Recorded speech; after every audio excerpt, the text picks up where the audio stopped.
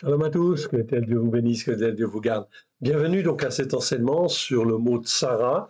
On continue donc notre série, nous sommes à la 16e vidéo et surtout on écoute l'Esprit Saint afin qu'il nous forme et qu'il nous façonne dans les temps qui viennent, qui, je vous le rappelle, sont des temps prophétiques.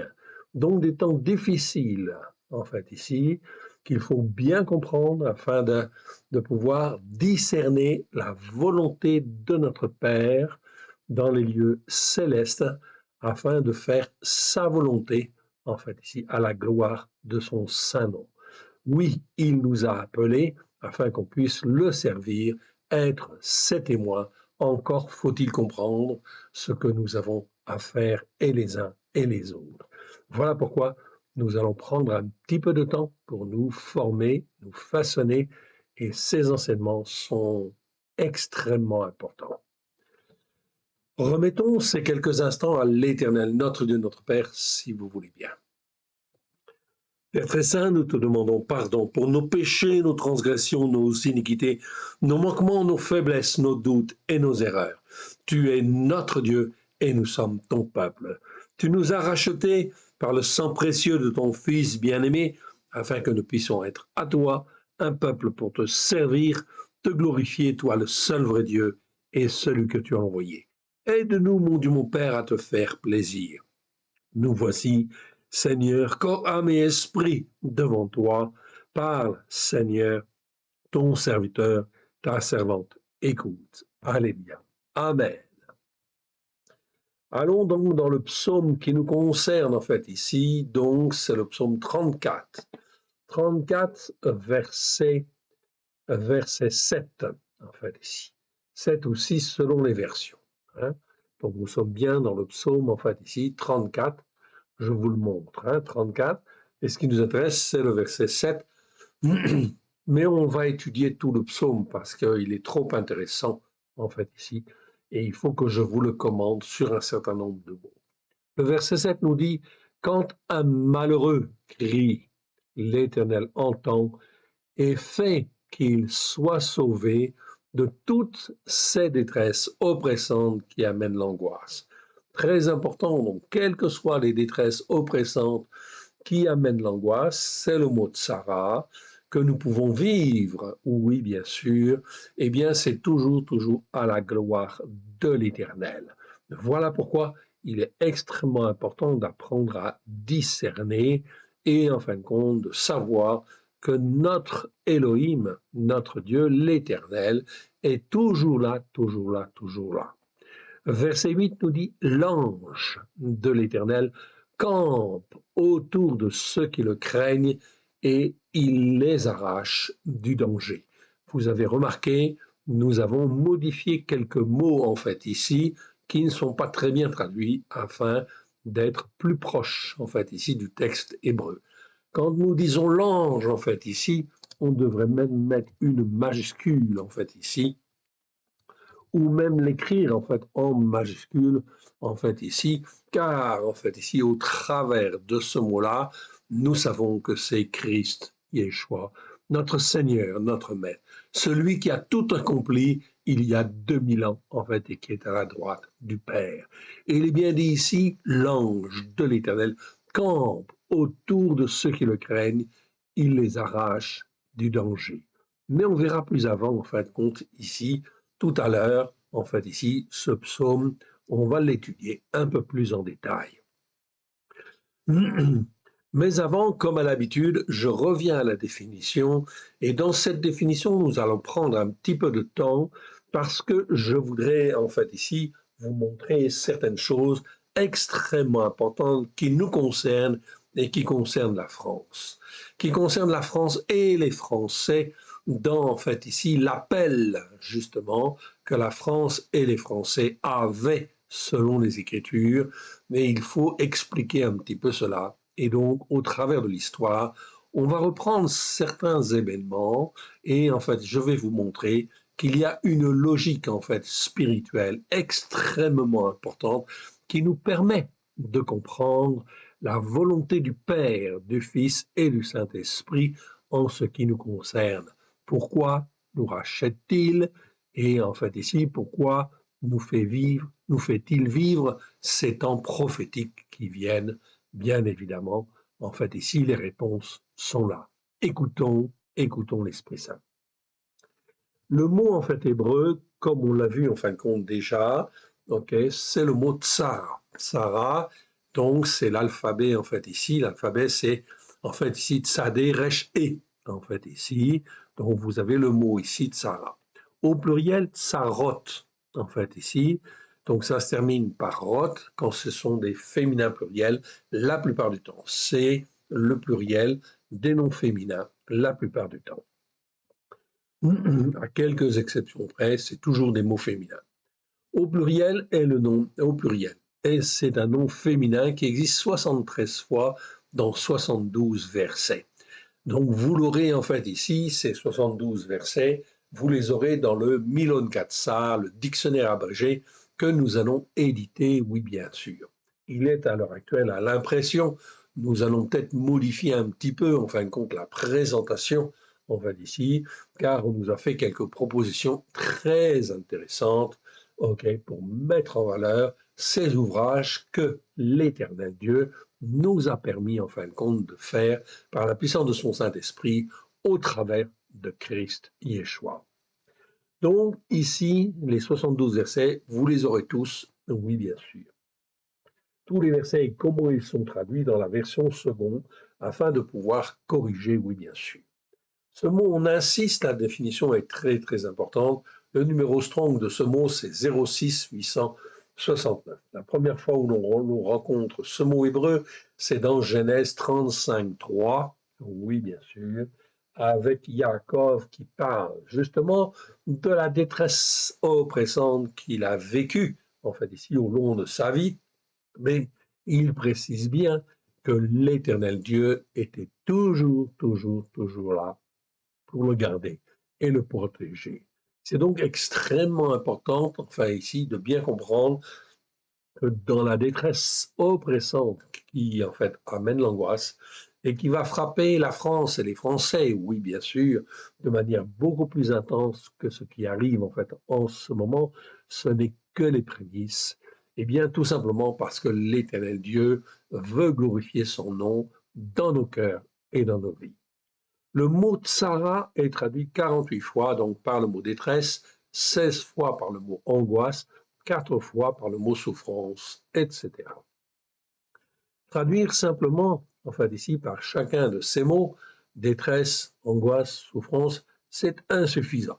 En fait ici, tellement le mot hébreu est riche, le mot tsara est riche. Il ne donne pas la signification profonde, en fin de compte, de l'hébreu. Ce mot hébreu tsara, en fait ici, montre une dimension de détresse, certes, mais il a en fait bien une dimension supplémentaire qui exprime plus précisément une détresse oppressante qui amène l'angoisse. Donc, si on devait traduire le mot tsara, effectivement, on ne peut pas le traduire par détresse tout court, par angoisse, non, ça ne va pas. En fait, ici, quand on parcourt les 72 versets où il se trouve, il faut trouver mieux, évidemment, en fait, ici. Donc, en fait, quand on a en fait des mots en fait hébreux, on peut avoir dans certains cas, comme je l'ai dit déjà, une correspondance avec un mot français. Oui, bien sûr, ça arrive. OK? Mais ce n'est pas toujours le cas. Et certains mots en fait hébreux, ils ont en fait une connotation très riche. Et donc, comme cette connotation, elle est très riche, eh bien, ça ne colle pas forcément avec un mot français. Donc, dans ce cas-là, il faut prendre 2 ou 3 mots, en fait, ici, avoir une expression pour en donner, en fait, ici, une signification bien plus proche, en fait, ici, de la signification hébraïque.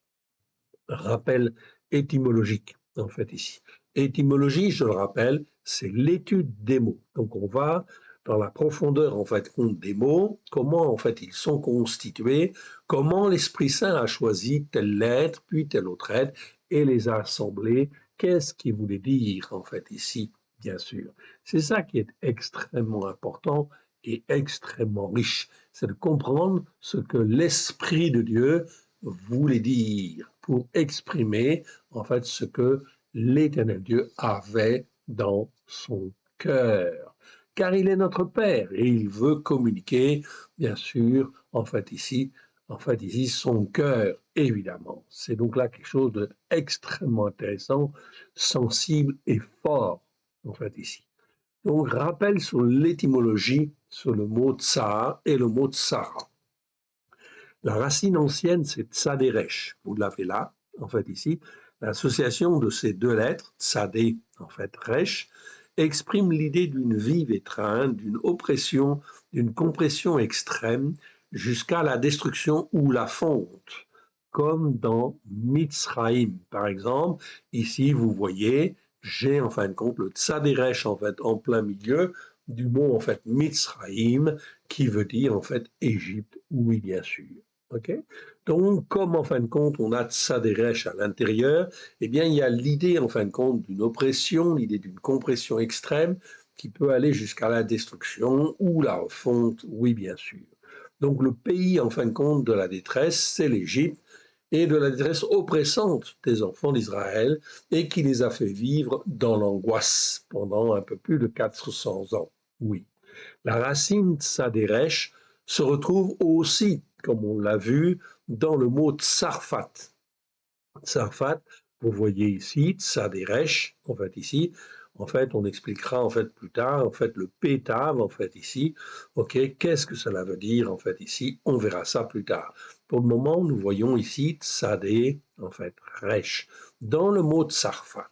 Et nous savons depuis le Moyen Âge, en fait ici, selon Rachi, un rabbin français qui est né à Troyes en 1040 de notre ère, on sait que le mot tsarfat désigne la France. C'est donc quelque chose d'extrêmement important, en fait, ici, et fondamental. En fait, ici, tous les croyants ne le savent pas, effectivement, et on n'a jamais enseigné cela dans les églises catholiques, protestantes, évangéliques et autres non plus, effectivement. Alors que, en fait, ici, l'Éternel Dieu a fait naître en France, à Troyes, un rabbin qui parlait français. Et oui. Et donc, en fait, lui, eh bien, en fin de compte, il a retraduit effectivement toutes les Écritures, la Torah, c'est-à-dire les 5 premiers livres, plus tous les autres livres. Il les a traduits, en fait, ici, au Moyen Âge, en 1040. En fait, ici, là, il est né. En fait, ici, il a vécu 65 ans à peu près. OK. Et en fin de compte, eh bien, il a traduit en français, alors qu'à l'époque, tous les écrits étaient en latin. Je dis bien, en fin de compte, tous les écrits, notamment les écrits religieux, en fait, ici, étaient écrits en latin. Les érudits, les nobles, etc., ils étaient instruits selon, en fait, la culture latine, la culture de Rome. Et oui, bien sûr. Et donc, en fait, ici, l'Éternel Dieu suscite, en fait, ici, ce rabbin, et en fin de compte, ce rabbin, il traduit en français, en langue vulgaire, comme on disait à l'époque, en fait, ici, c'est-à-dire en français. On sait que le mot tsarfat, en fait, désigne la France. C'est donc bien, en fin de compte, ici, c'est bien ce que je veux vous faire sentir, c'est que si l'Éternel suscite un tel homme en France, c'est bien parce que l'Éternel avait en fait la pensée dans son cœur d'instruire les Français et en fait ici la France d'une manière plus générale sur les Écritures sans passer par Rome en fait ici. C'était donc quelque chose d'extraordinaire qui a lieu là. C'est pas en fait un événement anodin ou aléatoire ou hasardeux. Non, c'est la volonté de l'Éternel qui voulait donner à la France et aux Français, en fait ici, déjà un éclairage bien meilleur, en fait ici, sur les Écritures que celui qui était donné par Rome. Donc on voit bien la volonté, en fait, de l'Éternel, en fait ici, au travers de cette action-là. Tsarfat ou Tsarfat, on peut écrire avec un PH ou un F, peu importe en fait ici, c'est la prononciation qui compte. Tsarfat ou Tsarfat, comme cela, selon les racines hébraïques anciennes, désigne quoi? Ça désigne le creuset où l'on forme les bijoux. Ah, ça c'est important. Où on forme les bijoux, où on forme les idées, les concepts. Voilà pourquoi l'Éternel Dieu avait donné à Rachid et aux Français, en la France et aux Français, la capacité ici de fondre, de forger, en fait ici, des concepts et des idées très importantes pour la France, d'une part, en fait ici, et effectivement pour le monde entier. Donc le rôle de la France ici était en fait extrêmement important est fondamentale pour ceux qui avaient les yeux pour en voir et les oreilles pour entendre. Voilà pourquoi la France a un rôle spirituel très important à jouer parmi les nations du monde entier, notamment celle de forger les idées et les concepts sur la terre elle-même, en fait pour elle-même, mais pour les autres nations afin d'être agréable à l'Éternel, le Dieu d'Israël, au travers de Christ Yeshua. Donc, je veux en fin de compte ici donner ces informations car l'Esprit me l'a montré. En fait, ici, cela fait donc déjà, en fait, ici, d'une manière très très claire, depuis le Moyen Âge, en fait, ici, la volonté de l'Éternel était exprimée, en fait, ici. Je le rappelle, tous les écrits à l'époque étaient en latin. OK, uniquement en latin, et il était interdit, même s'il existait une Bible en latin qui s'appelle la Vulgate, en fait, les Français, en fait, n'avaient pas le droit de la lire, en fait, ici. Seules les autorités, en fait, ici, en fait, qui étaient avalisées par Rome, en fait, ici, pouvaient lire la Vulgate, c'est-à-dire la version latine de la Bible, qui n'est pas une traduction extraordinaire, en fait, ici, OK, mais elle existait, en fait, ici, et c'était la seule traduction qui existait. Je dis bien, c'était la seule traduction qui existait et qui était pour les rois, en fait, ici, les rois catholiques, évidemment, et un certain nombre de personnes qui étaient autorisées, en fait, par Rome. OK. Tous les juifs en Israël, en fait, ici et de par le monde, savent très bien que le mot tsarfat désigne la France. Donc voilà pourquoi les juifs, ils attendent aussi quelque part beaucoup de la France et des Français, oui bien sûr, et que la France et les Français a une certaine notoriété au niveau international, oui bien sûr, et elle n'a pas besoin de s'enorgueillir en fait ici en faisant le concorde. Par exemple, en fait ici, c'est très bien, la France est capable, l'Éternel Dieu le permet, en fait ici, mais c'est mieux quand c'est l'Éternel Dieu qui l'autorise et le fait faire, oui bien sûr, plutôt que par, en fait ici, orgueil, car dans ce cas-là, eh bien on fait un concorde, donc c'est un très bel avion, mais il n'est pas rentable, il est très coûteux et il ne va pas survivre. Là, c'est l'orgueil. Même chose avec le France, en fait, ici, c'est exactement la même chose. C'était pas fait pour la gloire de l'Éternel, c'était fait pour l'orgueil de la nation, en fait, ici. Donc, vous voyez très bien que ça, ce sont des exemples, en fait, ici, très clairs, qui montrent, en fait, ici, que la France et les Français étaient choisis, en fait, ici, par l'Éternel pour faire un certain travail, et que ce travail, en fin de compte, la France et les Français ne l'ont pas compris. Donc, ils sont coupables, ils ont péché, oui. Car quand on ne fait pas ce que l'Éternel Dieu attend de nous, c'est un péché. Et si on persévère, en fin de compte, dans cette voie-là, ok, que l'on sait, en fait, que le Seigneur nous appelle et qu'on ne le fait pas, en fait, ici, à ce moment-là, ça devient une transgression. Dès lors qu'il y a de l'orgueil, de la rébellion, c'est de la transgression. Et tout cela vient en fait aussi de quoi? De l'iniquité. L'iniquité, c'est en fait ici déformer les Écritures. Les tordre, ça, c'est en fait ici l'iniquité. Et dès lors que l'on tord en fait les Écritures ou qu'on les déforme, eh bien, c'est l'iniquité. Et dès lors qu'il y a de l'iniquité, ça entraîne toujours, toujours, toujours, en fait, les péchés et les transgressions. Voilà pourquoi Yeshua, il y a 2000 ans déjà, cela fait 20 siècles que Yeshua est venu et qu'il a payé pour nos péchés, nos transgressions et nos iniquités. Donc vous voyez bien que Rome, en fait, ici, a, en fait, ici, commis, en fait, ici, de graves, en fait, ici, comment dire, péchés, transgressions, iniquités, en déformant les Écritures, en fait, et en n'enseignant pas la parole de Dieu comme l'Éternel Dieu, en fait, le veut.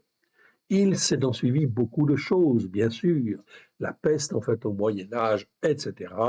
Ok, tout cela, toutes ces choses-là sont des conséquences en fait des péchés, des transgressions, des iniquités. Ok. Donc tous les Juifs en Israël et par le monde savent que le mot Tsarfat veut dire la France, désigne la France.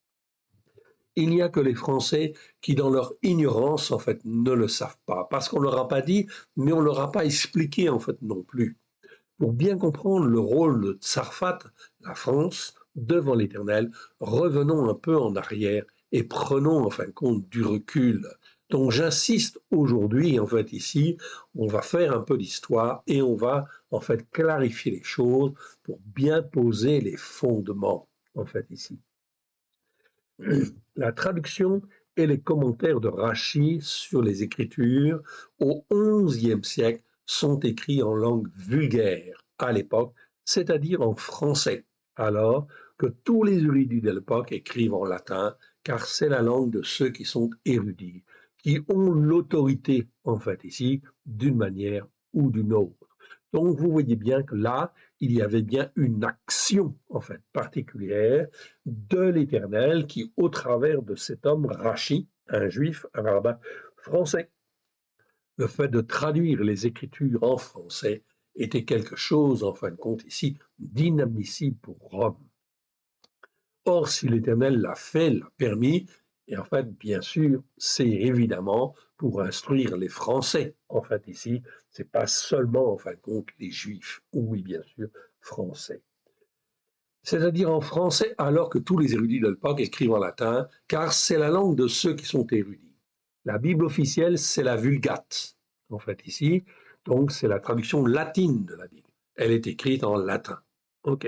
Mais le peuple ne lit pas le latin. On est bien d'accord. Voilà pourquoi l'Éternel Dieu, en fait, ici, fait les choses, suscite un Rachi afin qu'il puisse traduire.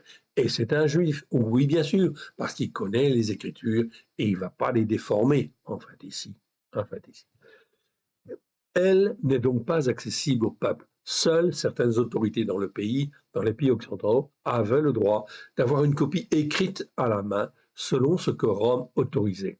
Le but de l'Éternel, le Dieu d'Israël, c'est ça que je veux bien vous faire sentir et que vous compreniez tous et que vous puissiez témoigner en fait autour de vous. Le but de l'Éternel, le Dieu d'Israël, en suscitant Rachi, était de faire connaître les Écritures au plus grand nombre et d'en donner une meilleure interprétation directement dans la langue du pays. Cela a eu lieu en France. Dans les autres pays européens, il n'y a pas eu forcément la même chose, tout au moins pas tout de suite, en fait, ici. Donc ça date du Moyen Âge. Le but, à l'époque, était de confondre l'interprétation catholique imposée par Rome, notamment avec les indulgences. Et oui, à l'époque, lorsque l'on péchait, eh bien, pour être pardonné, il fallait payer, en fait, ici, des indulgences aux responsables du culte, oui, bien sûr, et on enrichissait ainsi Rome, et Rome pouvait faire des cathédrales, etc., avec l'argent du peuple. Il fallait payer pour être pardonné. Or, ce n'est pas le message de la Bible, oui, bien sûr, mais le peuple n'accédait pas à la Bible, en fait, ici. Il n'était pas instruit. Voilà pourquoi l'action, en fin de compte, de l'Éternel au travers de Rachi était extrêmement importante, en fait, à l'époque, et elle devait être, en fait, ici, en fait, soulignée, mise en évidence pour confondre le péché des autorités, en fait, religieuses qui ont développé toute la théologie, en fin de compte, du remplacement. Rachi est suscité également par l'Éternel pour mettre de l'ordre dans tous les enseignements juifs de l'époque, oui, parce que, en fin de compte, il y avait beaucoup de désordre. Toujours est-il que Rachi donne la première traduction en français des Écritures de la Genèse, donc les 5 premiers livres, c'est la Torah, en fait ici, la Genèse, l'Exode, Lévitique, Nombre et Deutéronome, 5 livres qui sont traduits en fait en français. En fait, ici, donc on a une traduction française, une traduction en hébreu, plus des commentaires. Et l'Éternel, en fait, ici, fait que Rachi, en fait, ici, va faire une traduction aussi de tous les autres livres, des prophètes, des psaumes, etc., et des autres écrits, bref, tout l'Ancien Testament. Tout ce que les nations appellent l'Ancien Testament. C'est la première traduction en français. Rachi meurt en 1105 dans sa ville natale, c'est-à-dire à Troyes. La traduction de Rachi et ses commentaires deviendront une référence mondiale déjà chez les Juifs, qui eux ont compris, avaient besoin en fait d'avoir de l'ordre dans leur enseignement, et donc en fait ici tous les Juifs dès lors qu'ils étudient les Écritures, eh bien vont tous sans exception en fait ici dans tous les pays du monde, eh bien on va faire des traductions effectivement de Rachi, et Rachi en fait est enseigné partout. C'est une base. Ok? Il n'y a que les chrétiens qui ne l'ont pas. Pourquoi? Eh bien, tout simplement parce que, en fin de compte, ok, la traduction était en latin, en fait, ici, pour, en fait, ici, les Français et les autres pays, oui, bien sûr, afin de mieux contrôler, en fait, le peuple et l'orienter. Tous les responsables chrétiens savaient qu'il existait une version française de l'Ancien Testament et des commentaires. Et oui, bien sûr, c'est ce que je veux vous montrer, en fait, ici, au travers de ça, pour montrer, en fait, l'iniquité, les péchés et les transgressions de l'Église, en fait, ici, qui ont conduit la France et les Français dans une situation catastrophique où la France et les Français font tout à fait le contraire de ce qu'ils devraient faire aujourd'hui. Tous les responsables chrétiens savaient qu'il existait une version française de l'Ancien Testament et des commentaires. On va le voir, je vais vous le prouver. L'antisémitisme et la haine des Juifs firent que l'Église ne voulut pas reconnaître là la main de l'Éternel, le Dieu d'Israël. Eh oui, qui voulait faire découvrir sa parole à la France et aux Français. Eh oui, ok. Comme par hasard, mais il n'y a pas de hasard en fait avec Dieu, en fait ici, eh bien, qu'est-ce qui se passe? Johannes Gutenberg. Gutenberg, vous avez entendu parler, on nous a appris qu'il avait en fin de compte inventé en fait ici l'impression. Ok. En fait, il ne l'a pas inventé parce que ça existait en fin de compte déjà. Il naît vers 1400 à Mayence. Mayence fait partie du Saint-Empire romain germanique qui est une émanation, un reste de Charlemagne. Il meurt dans cette même ville le 3 février 1468. Vous voyez, lui, il a vécu 68 ans. Gutenberg est un imprimeur allemand, en fait, ici, qui réinvente, oui, il a réinventé l'imprimerie avec des caractères typographiques que les Japonais et les Chinois avaient découverts depuis longtemps déjà, et en fait, ici, avaient mis en place, qu'ils avaient mis dans leur pays. Okay. Mais en fait, en Europe, ça n'existait pas. Alors Gutenberg, il a en fin de compte le génie, ou tout au moins, on va dire que c'est l'Éternel qui lui donne la capacité, en fait, ici, de mettre en place les outils pour imprimer, en fait, ici. Mais à partir de là, grâce à l'Éternel, le Dieu d'Israël, qui suscite Gutenberg, on va dire comme cela, c'est mieux de dire comme cela, eh bien, on peut imprimer en grand nombre, okay, au lieu de faire des copies manuelles. Jusqu'à maintenant, les copies étaient manuelles. On est en 1400-1500, en fait, ici. OK. Et faire des copies manuelles, ben, ça prend du temps et on peut faire des erreurs, oui, bien sûr.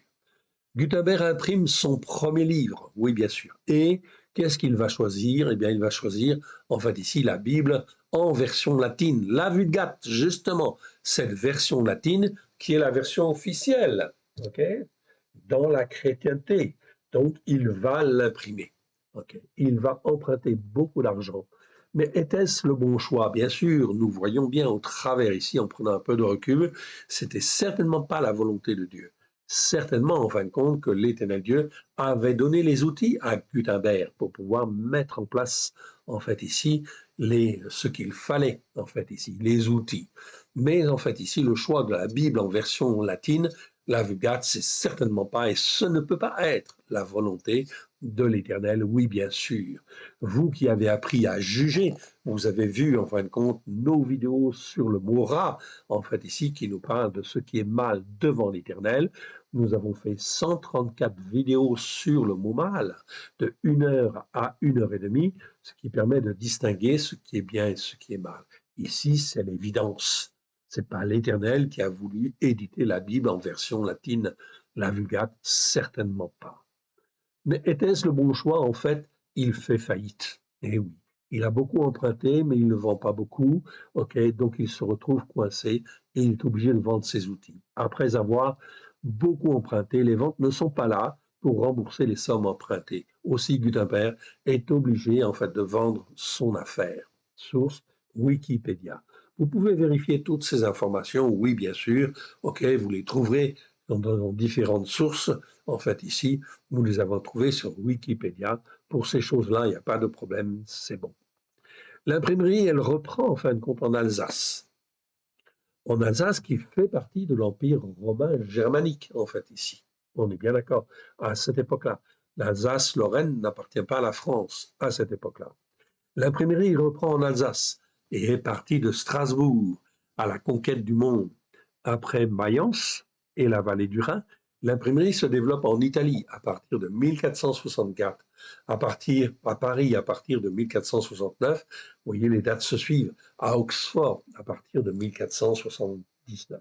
Tout cela, c'est la volonté de l'Éternel. Oui, bien sûr, l'Éternel, la main de l'Éternel est là. Pourquoi? Parce que l'Éternel Dieu voit très bien ce qui se passe et il n'est pas d'accord avec les autorités de Rome, bien évidemment. Alors, il veut effectivement que l'imprimerie se développe. Pourquoi? Parce qu'on va pouvoir éditer et éditer des bons textes, en fait aussi, notamment Rachi.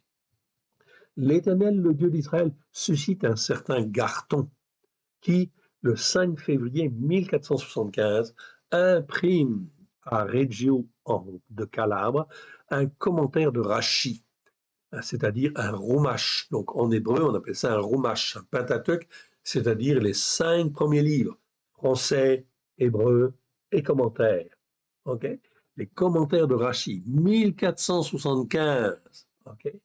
C'est le premier livre hébreu imprimé. Et oui, donc voilà en fin de compte, ok, et là on voit la main de l'Éternel. Oui, c'est bien l'œuvre de l'Éternel, le Dieu d'Israël, en fait ici, ok, on peut le souligner, oui bien sûr, voir en fait ici un document qui s'appelle Histoire de l'imprimerie en Alsace, fait par le rabbin Gérard Weil, en fait ici.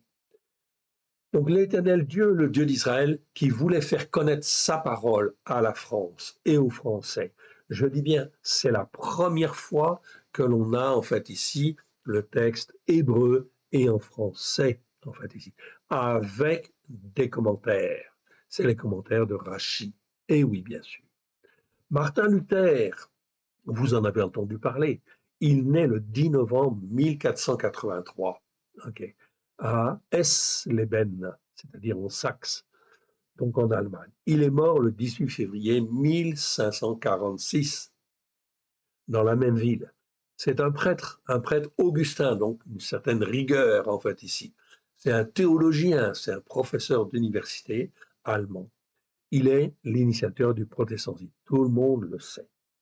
Dans le Saint-Empire romain germanique, qui perdure en fin de compte de, en fait ici, 962.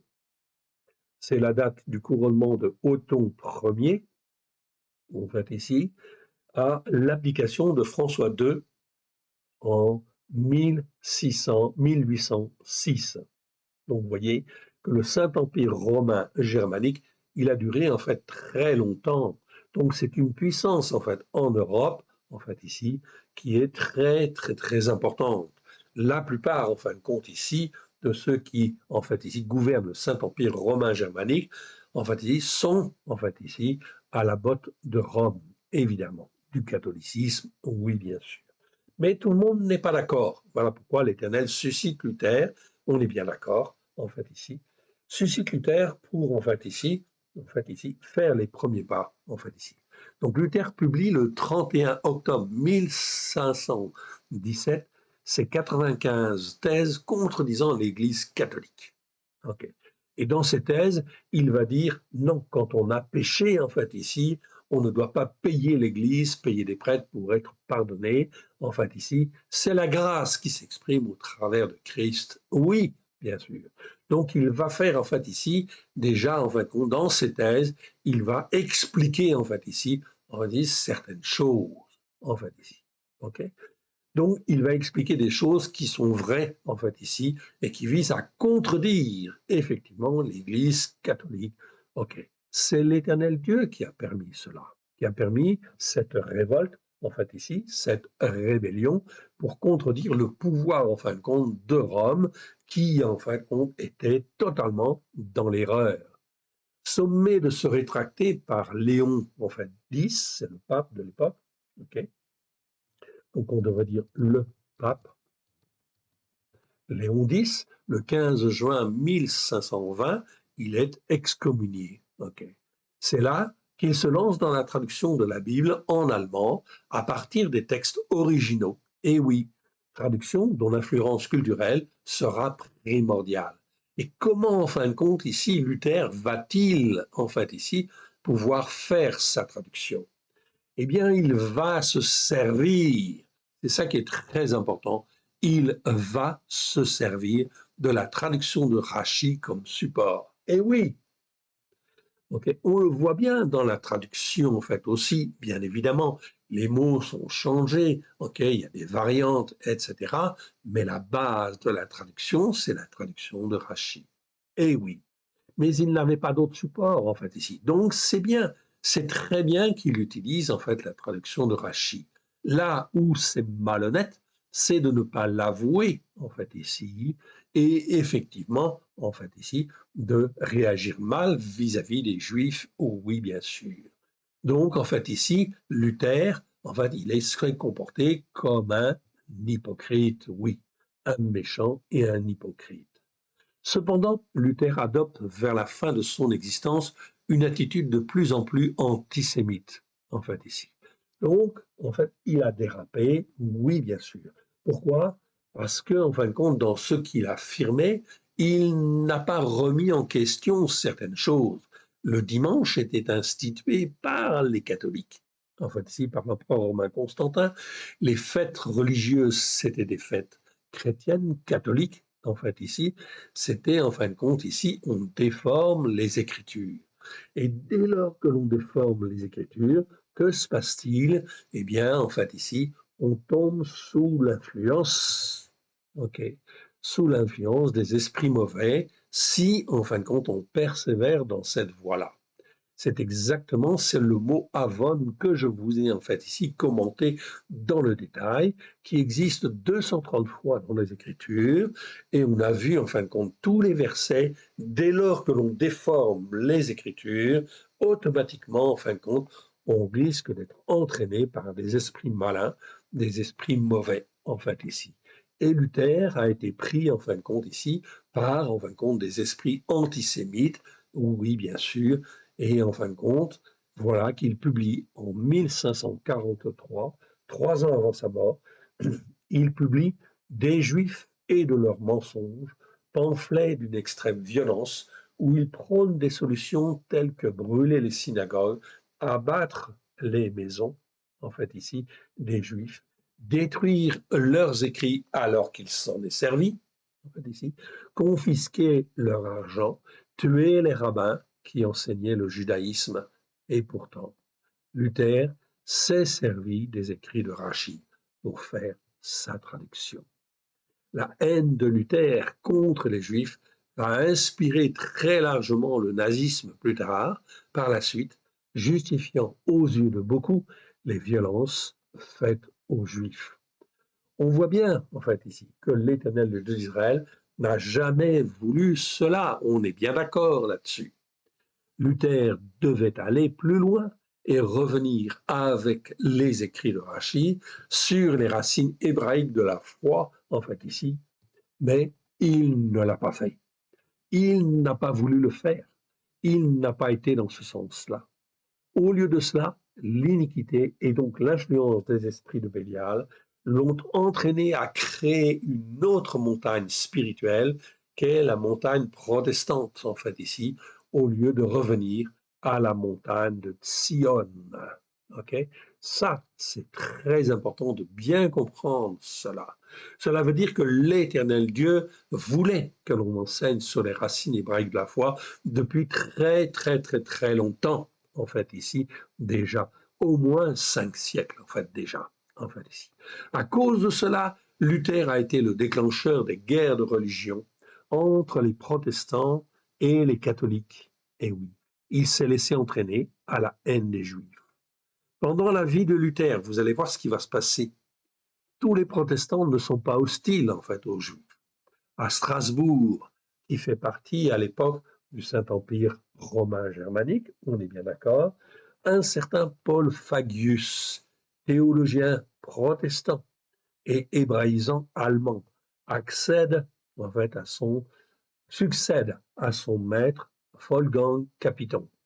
Wolfgang Capito était aussi, en fait, ici, un théologien, en fait, ici, qui a enseigné aussi Paul Fagius, sur les racines hébraïques de la foi, en fait, ici, et, en fait, ici, ils enseignaient, bien évidemment, en fait, les écrits des Juifs.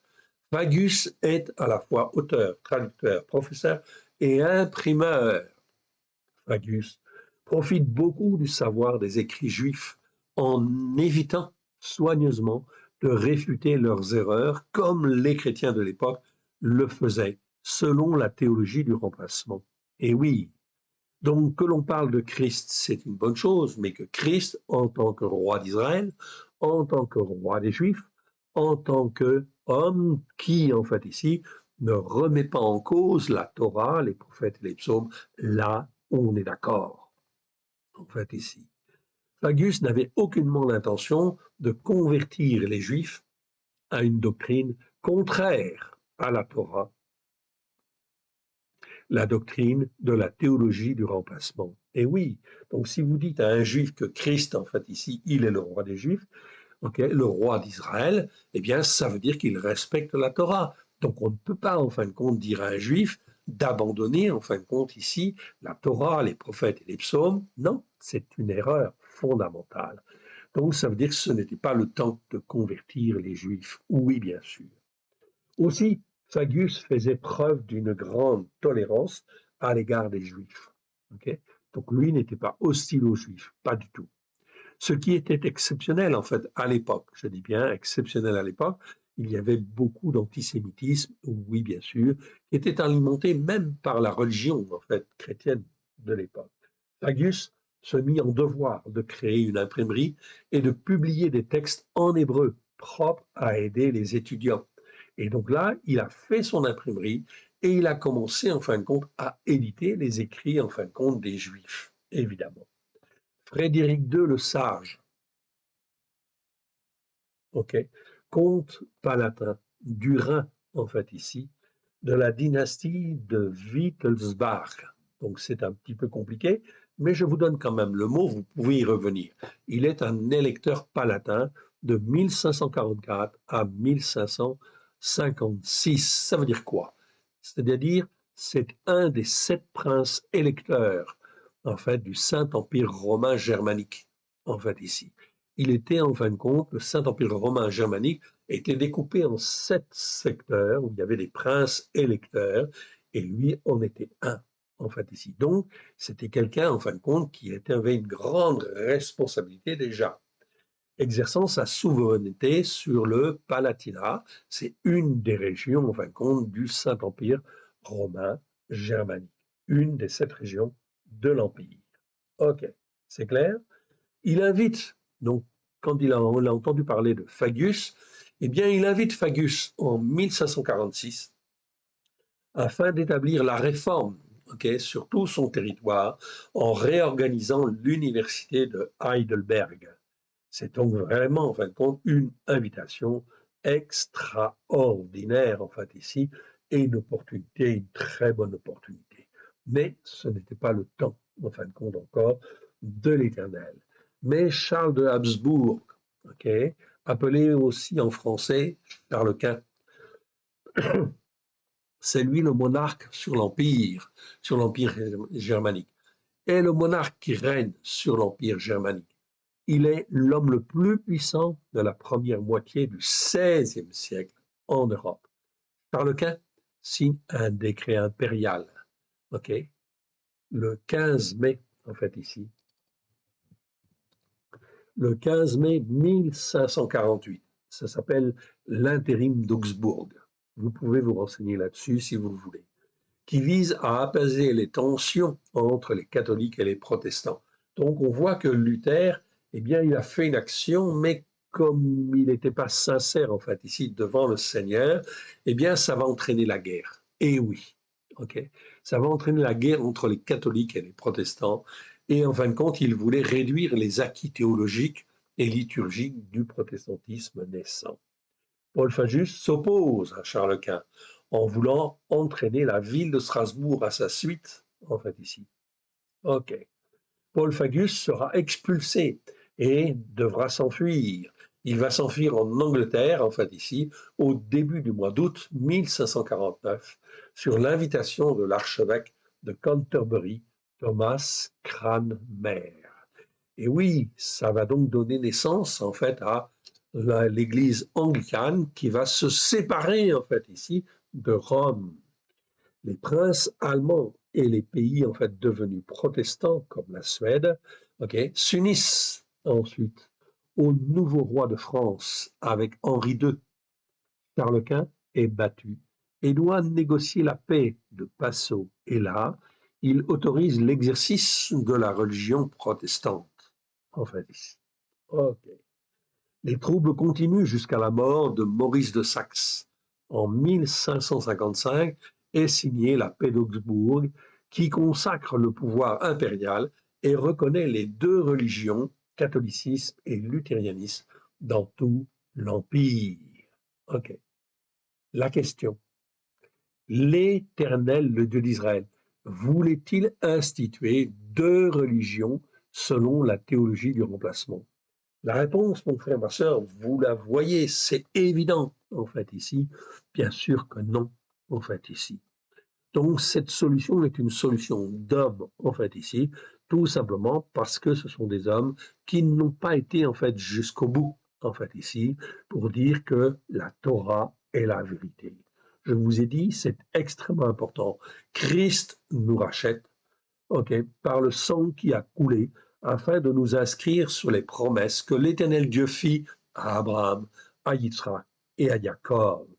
Il nous rachète afin que nous puissions, en fait ici, dire Torah émet, ta Torah est la vérité. Il n'y a pas 36 solutions.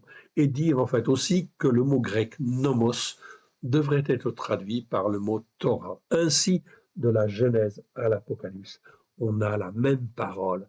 Et une parole qui parle en fin de compte du seul Dieu unique et vrai, bien sûr, l'Éternel, notre Dieu, en fait ici. Donc l'Éternel, le Dieu d'Israël, voulait-il instituer deux religions selon la théologie du remplacement? La réponse est non, évidemment.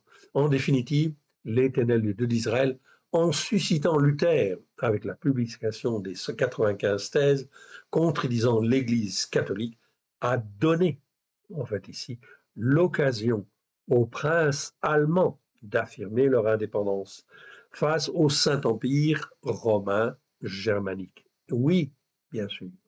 C'est important parce que ça va avoir un impact en fait sur toute l'Europe, oui bien sûr. D'autres rois ont saisi l'occasion de réfuter en fait ici, de récuser l'autorité du pape. Oui, les populations se sont révoltées contre leur souverain mal accepté, comme en Écosse ou aux Pays-Bas espagnols, et même en France. En France, pendant ce temps, l'Éternel, le Dieu d'Israël, suscite un certain Jean Calvin. Il est né le 10 juillet 1509 à Noyon et est mort le 27 mai 1564 à Genève. C'est un théologien français, en fait, ici. Donc, très important, très théologien français, un important, en fin de compte, réformateur et un pasteur emblématique de la réforme protestante du XVIe siècle. Oui, bien sûr, tout le monde le sait, mais il faut me resituer dans le contexte. Calvin rompt avec l'Église catholique romaine vers 1530. Est-ce qu'il a raison? Oui, bien sûr, il a tout à fait raison. Du fait des persécutions contre ceux qu'on appellera plus tard les protestants en France, Calvin se réfugie à Bâle, en Suisse. Calvin se servira aussi des traductions de Rachid. Tous les pasteurs de l'époque qui, en fait, ici, sont instruits dans la théologie savent très bien tous qu'il y a une traduction, en fait, ici, faite par un rabbin qui s'appelle Rachid, oui, qui était de Troyes. Toutefois, il baignait comme Luther dans l'ambiance et l'atmosphère antisémite de l'Europe du XVIe siècle. Comme Luther, en fait, ici. Seulement, Calvin ne comprenait pas pourquoi les Juifs ne se convertissaient pas. Source Wikipédia. L'erreur de Calvin et de la chrétienté, en fin de compte, de l'empereur romain Constantin, on le voit, et qu'il ne croit pas dans un Christ qui est le roi des Juifs. C'est ça qui est important. Le fils de David, qui dit en fin de compte, je ne suis pas venu pour abolir la Torah, mais pour l'accomplir. Calvin baigne dans la théologie du remplacement, dans l'iniquité chrétienne de Constantin, celle qui dit que l'Église a remplacé Israël. Calvin ne développera pas, en fait ici, la haine du juif comme Luther l'a fait. À la suite des troubles constatés depuis l'introduction de la réforme dans les années 1520, Charles IX, roi de France, okay, il est né en 1550. Il règne dès 1560, à l'âge de 10 ans. Pardon.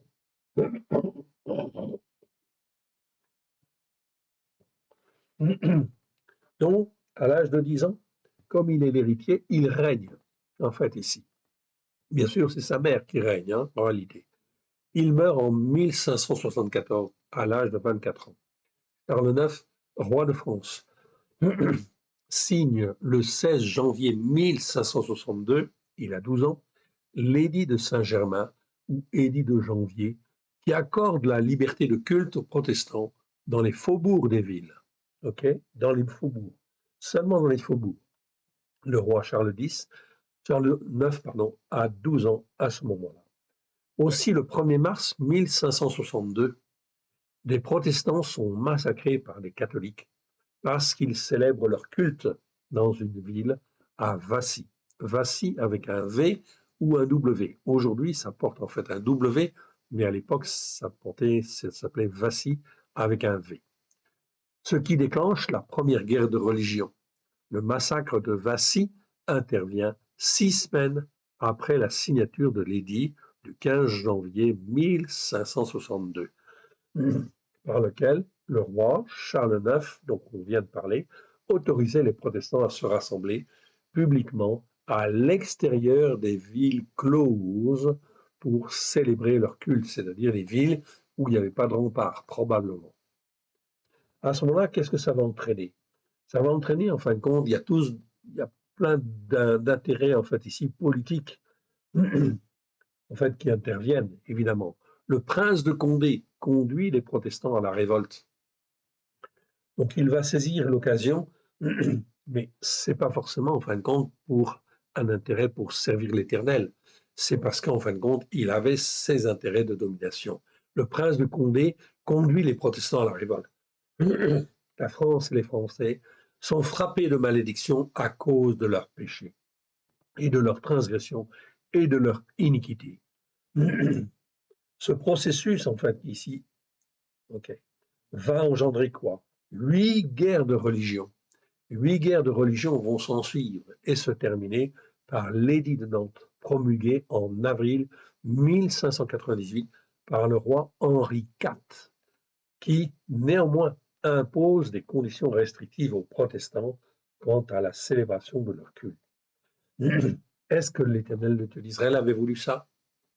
Non, certainement pas. Donc on voit bien que les guerres de religion ne sont que la conséquence, en fait, ici, d'hommes qui, en fin de compte, se sont servis, en fin de compte, des Écritures, mais n'ont pas été, en fait, là pour dire Torah emet, ta Torah est la vérité, ou dire nomos doit être traduit par le mot Torah.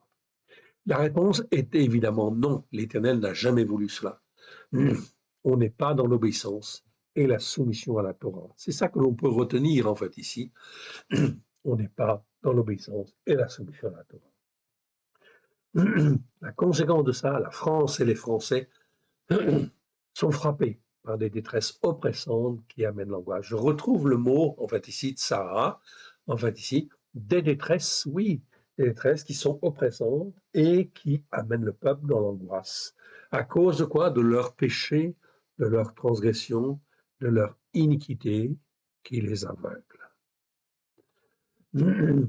Presque un siècle plus tard, Louis XIV révoque l'édit de Nantes le 22 octobre 1685.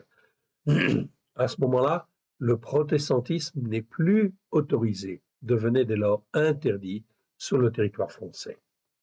L'Éternel, le Dieu d'Israël, avant cette révocation, suscite néanmoins David Martin. David Martin, c'est un pasteur qui naît à Revel, dans le Languedoc, le 7 septembre 1649.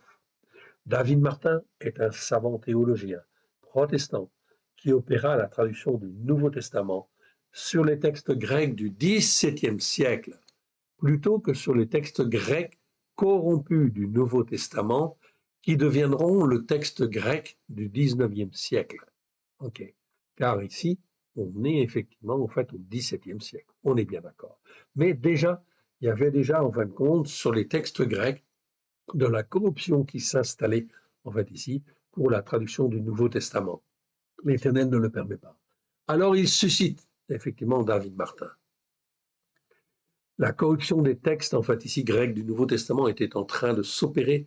Il fallait réagir. C'est pourquoi, pendant ces troubles, l'Éternel, le Dieu d'Israël, avait suscité David Martin. Ok. Obligé de fuir les persécutions, en fin de compte, des catholiques et l'interdiction du culte réformé, David Martin se réfugie effectivement à Utrecht. Utrecht, c'est en Hollande, donc il est obligé de fuir. En novembre 1685, okay, la traduction de David Martin améliore la traduction de la Bible de Genève de 1669 à la demande des pasteurs protestants suisses. C'est la Bible David Martin de 1707. Il y avait donc beaucoup de commentaires, etc. David Martin se sert aussi des écrits de Rachi. Et oui, donc vous voyez, ils se sont tous servis en fin de compte des écrits de Rachi. Mais sans le dire, en fait aussi. David Martin meurt à Utrecht le 9 septembre 1721. Après sa mort, le pasteur Pierre Roch va reprendre le travail de David Martin, natif de la Cône dans le Tarn. Il est pasteur à Bâle, pas en France, à Bâle en Suisse. Il entreprendra la révision de la Bible de David Martin, qui donnera la version de 1744, dont vous pouvez avoir une copie aujourd'hui. Oui, bien sûr. Ok. C'est en fait ici, dans les Bibles françaises, vous n'avez pas beaucoup de Bibles qui, en fait, ont un Nouveau Testament qui est traduit sur, en fait, les textes du XVIIe siècle. Il n'y a que la David Martin et que Osterwald. C'est tout. Toutes les autres Bibles ont forcément des corruptions dans la traduction du Nouveau Testament. Oh oui. Qui fait que, en fait, ici, la théologie du remplacement, elle est complètement erronée et elle est basée sur des textes qui sont faux, en fait, ici. L'Éternel, le Dieu d'Israël, alors on fait dire en fait à Paulos tout un certain nombre de choses qu'il n'a jamais dit. L'Éternel, le Dieu d'Israël, avait suscité David Martin, mais la France et les Français ne voulaient pas marcher dans la voie, par la foi, dans la voie qui s'ouvrait à eux. Un peu plus tard, le pasteur Jean-Frédéric Osterwald. Osterwald, vous avez peut-être entendu parler. Eh bien, il reprend en fin de compte ici ce travail. Et en fait, lui, il vit du 24 novembre 1663 au 14 avril 1747. C'est un théologien protestant, pasteur à Neuchâtel, en Suisse. Il reprendra le flambeau. Mais si tout cela est mieux, cela reste néanmoins toujours sur la théologie du remplacement. On célèbre toujours le dimanche, on fait toujours les fêtes, en fait ici catholiques, et non pas les fêtes de l'Éternel. On célébrera toujours les fêtes catholiques et non pas les fêtes de l'Éternel, le Dieu d'Israël. Alors, quelques dizaines d'années plus tard, eh bien, c'est quoi? C'est la Révolution française. Eh oui. Donc, la Révolution française, elle est voulue par l'Éternel Dieu. Oui, bien sûr, pour bousculer les choses, en fait, ici. Pourquoi? Pour arrêter, en fait, ici, les choses qui sont extrêmement mauvaises. La Révolution française, voilà pourquoi. Je vous explique que le mot France, c'est le mot de Sarfat. C'est le creuset où on fonde, etc., le métal, les bijoux, les idées. Pourquoi? Pour en sortir quelque chose, en fin de compte, de mieux. En fait, ici, de meilleur. La Révolution française arrive qui va tout bousculer. Elle commence à l'ouverture des États généraux le 5 mai 1789 et finit par le coup d'État de Napoléon Bonaparte. Napoléon Bonaparte le 9 novembre 1789. La France et les Français sont libérés du joug de la royauté pervertie. Ça, c'est important. C'est fondamental. Deux choses en fait essentielles. La Révolution libère la France et les Français sont libérés du joug de la royauté pervertie, d'une part, et de l'emprise des catholiques de Rome.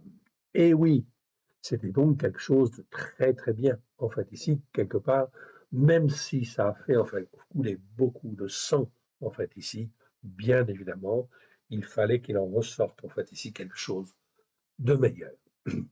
L'Éternel, le Dieu d'Israël, permettait cela, afin de libérer, la seule chose que l'Éternel voulait, c'était libérer la France et les Français, qu'ils puissent comprendre et revenir à la Torah. Oui, avec grâce et vérité, au travers de Christ Yeshua. En effet, en 1815, Fabre d'Olivet édite une grammaire hébraïque sur la langue hébraïque restituée et le véritable sens des mots hébreux. 1815. C'est quand même, en fait, ici, c'est un hasard. Il n'y a pas de hasard avec Dieu. Donc, si l'Éternel Dieu a suscité Fabre d'Olivet, c'était pour éveiller, en fait, ici, certaines consciences. En fait, ici. Ça ne veut pas dire que Fabre d'Olivet, il a raison sur tout, mais, en fait, ici, l'Éternel Dieu suscite Fabre d'Olivet et interpelle sur le sens hébraïque des mots, pour dire, en fait, ici, que la tradition chrétienne s'est complètement plantée sur un certain nombre de mots et sur les traductions, mais aussi, en fait, ici, la tradition juive s'est aussi plantée sur certains sens. C'est pas tout à fait, en fait, pertinent à 100%. En 1815, Fabre d'Olivet édite sa grammaire hébraïque sur la langue hébraïque restituée et le véritable sens des mots hébreux. C'est disponible à tout le monde, c'est accessible, effectivement, en fait, gratuitement par Internet. Oui. C'est vrai que c'est pas facile, en fait, à comprendre. Et en fin de compte, il faut être guidé par l'Esprit Saint. Si on n'est pas guidé par l'Esprit Saint et appelé en fait à le faire, en fait ici, Fabre d'Olivet est très difficile à comprendre. Ok. Donc c'est pas accessible à tout le monde. 1815, mais c'est 1815. 1815, c'est quoi? C'est la fin de l'Empire. C'est la fin de l'Empire sous Napoléon. L'Éternel Dieu d'Israël donnait là tous les éléments pour revenir aux enseignements de la Torah sur les racines hébraïques de la foi. Qui a écouté pour chercher la voix de l'Éternel, le Dieu d'Israël, que le Dieu d'Israël ouvrait là? Qui a écouté pour chercher la voie que l'Éternel, le Dieu d'Israël, ouvrait là. La suite appartenait au peuple, aux Français, à la France et aux Français. Mais qui, mais depuis ce temps-là, depuis la Révolution, la France et les Français ont erré au gré, en fait, ici, des vents, en fait, ici, au gré des vents, à droite et à gauche, sans s'intéresser, en fait, aux écrits, en fait, ici, de l'Éternel, le Dieu d'Israël, que l'Éternel Dieu d'Israël avait donné au travers, en fait, ici, au travers de Fabre d'Olivet. La France et les Français ne cherchent pas vraiment l'Éternel, le Dieu d'Israël, de tout leur cœur et de toute leur âme, tout au moins pour la majorité d'entre eux. Le 19 juillet 1870, la France de Napoléon III entre en guerre contre la Prusse, de Guillaume Ier, allié de plusieurs États allemands. Ce conflit va provoquer en quelques mois la chute du Second Empire, en fait ici, germanique, et favoriser la proclamation de la Second Empire, et favoriser la proclamation de la Troisième République le 4 septembre 1870. Par la suite, la France et les Français préféreront voter, en fait ici, en 1805,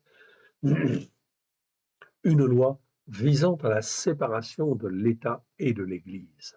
Eh oui, ça, c'est une catastrophe. Ce qui est une très mauvaise chose, oui, bien sûr. Très mauvaise chose, pourquoi? Eh bien, parce que, en fait, ici, ça veut dire que la France et les Français, officiellement, a priori, n'ont plus besoin de Dieu, puisque ça devient une république laïque. La France et les Français seront de nouveau frappés. Entre autres choses, les deux autres guerres, celle de 14-18 et celle de 39-45. Voilà pourquoi la France, en fait aussi, c'est une des raisons. Bien sûr, il y en a d'autres. Mais en fin de compte, ici, on voit que spirituellement, en fait ici, l'Éternel Dieu a, en fait ici, préparé, en fin de compte, des détresses oppressantes qui amènent l'angoisse, dans le but de se poser, en fait, les bonnes questions. Pourquoi, à votre avis, la France a-t-elle vécu ces mauvaises choses? Pourquoi, à votre avis, la France et les Français sont sur une mauvaise voie qui vise à s'écarter de plus en plus de l'Éternel, le Dieu d'Israël? La France et les Français, on le voit en 2026, donc aujourd'hui, est totalement dans la voie opposée à ce qu'elle devrait être, en fait ici, de sa mission première. Ok? On voit bien que la France, en fait, était appelée, mais elle n'a pas compris. Elle a un comportement lamentable, lâche et insensé. Et Macron, le président, en fait, actuel, en est totalement responsable, car il est élu comme étant le chef, le conducteur de la France et des Français sur la scène internationale. Il représente exactement, en fait ici, l'état spirituel de la France et des Français en 2026, devant l'Éternel, le Dieu d'Israël. On a largement parlé sur le sujet dans les vidéos sur le mot rat, qui veut dire ce qui est mal devant l'Éternel. Je vous encourage donc à revoir les vidéos sur le mot mishpat, qui veut dire le jugement juste, avoir un jugement juste. Ok. Et également les vidéos sur le mot rat, enfin ici, parce que ça nous apprend à distinguer ce qui est bien de ce qui est mal, selon l'Éternel, selon les Écritures. On a largement déjà parlé sur le sujet dans des vidéos sur le mot rat, qui nous parle de ce qui est mal devant l'Éternel et d'Israël. Macron n'a rien à voir avec un David, comme il est dit, dans le psaume dit 78, verset 72. Et David les dirigea avec un cœur intègre et les conduisit avec des mains intelligentes. David, c'est un roi. C'était le roi d'Israël. Oui, il les dirigea. Le mot, en fin de compte, ici, c'est le mot ra'a, en fait, ici. Et oui, c'est le verbe ra'a. C'est le verbe ra'a qui veut dire, en fin de compte, être pasteur, être berger, conduire, diriger, gouverner aussi. Donc, on voit bien que, en fait, ici, les responsables et le responsable principal de la France, en fait, ici, doit, en fait, ici, s'occuper, en fait, des Français, de la France et des Français, pour être agréable à l'Éternel Dieu, le Dieu d'Israël. Or, est-ce que Macron, en fin de compte, fait bien, en fait, ici? A-t-il un cœur sincère, un cœur intègre, et conduit-il les Français, en fait, ici, avec des mains, la France et les Français, avec des mains intelligentes? Ok, je crois que vous savez répondre. Et oui. Aujourd'hui, en 2026, l'Éternel Dieu d'Israël, au travers de Trump, est en train de bousculer l'ordre mondial. Vous le voyez, oui, bien sûr. C'est tout à fait voulu par Dieu. Oui, bien sûr. Ce qui se passe en ce moment même est vraiment la volonté de l'Éternel de Dieu d'Israël pour ramener la détresse oppressante qui amène l'angoisse sur nos nations judéo-chrétiennes qui, en fait, ici, sont coupables. Coupables de ne pas avoir écouté, en fait, ici, la parole de Dieu comme il convenait.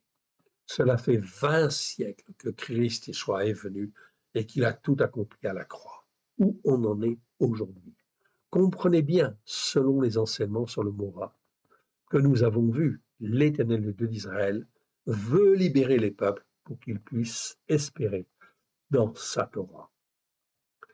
C'est écrit dans Ésaïe, Yeshayahu, Ésaïe, chapitre 42. Les nations judéo-chrétiennes, et donc principalement la France, devrait être, elle qui a vécu la Révolution, qui a été libérée du joug, en fin de compte, de la royauté et de l'esclavage de Rome, devrait être la première des nations à vouloir libérer notamment le peuple iranien du joug d'un régime terroriste et dictatorial. Et oui. Et où est la France? Non. Je ne suis pas concerné. Je suis sur la défense, en fait, ici. OK? Macron est complètement à côté de la plaque. Mais est-ce qu'il va rester totalement? Non.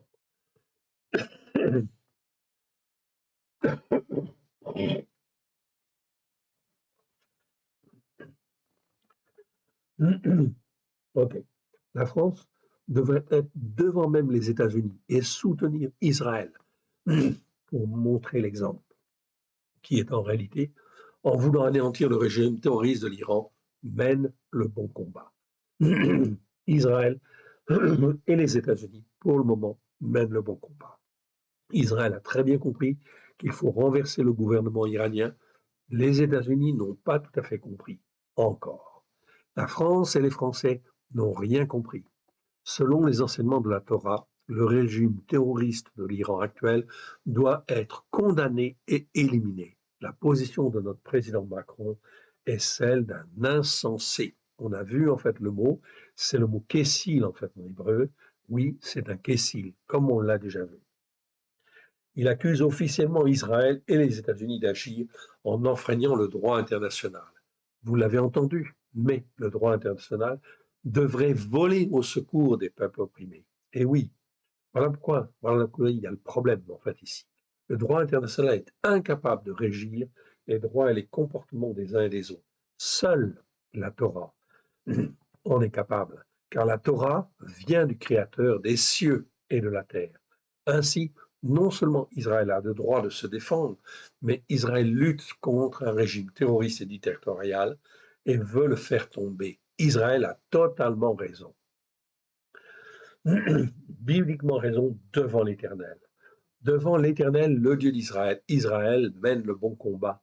Les États-Unis suivent, mais Trump va-t-il aller jusqu'à la chute du régime? Okay. En fait, de par sa culture évangélique et son attirance pour la puissance et la richesse, Trump n'a pas compris qu'il devait continuer et soutenir Israël jusqu'à la chute du régime. Macron non plus n'a toujours pas compris. L'Éternel de l'Israël l'a bien vu. C'est pour cela que le détroit d'Ormuz est bloqué par les Iraniens. Cet événement engendre des désordres mondiaux sur l'économie de chacun des pays concernés. Par peur et par conséquence de la guerre, le pétrole augmente gravement, mettant en péril de nombreuses activités, notamment en Europe. La détresse oppressante qui amène l'angoisse augmente dans tous les pays. Les pays européens ne comprennent absolument pas qu'ils devraient créer une coalition contre le mal et se ranger aux côtés d'Israël. Mais en fait, où sont les croyants qui soutiennent Israël et les États-Unis en ce moment? N'ont-ils pas été rachetés? Très important. N'ont-ils pas appris qu'ils avaient été rachetés par le sang de Christ pour être greffés sur les promesses faites à Abraham, à Yitzhak et à Jacob? Notez bien, c'est la fin du temps des nations.